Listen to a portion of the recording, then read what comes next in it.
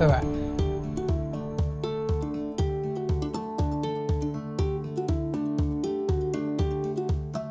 Ever since I was young, I've been passionate about film and television. And when I finished high school, I decided to pursue this as a career. I went to Sydney Film School in 2011 and graduated with my Diploma of Screen and Media.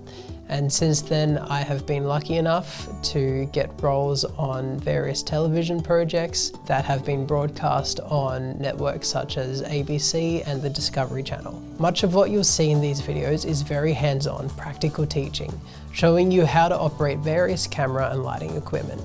We'll also be sharing our experiences from our short film production, Distance.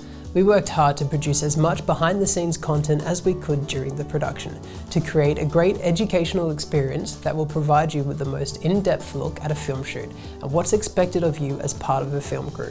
We had a lot of fun working on this project, and we hope you enjoy watching how we made it all happen.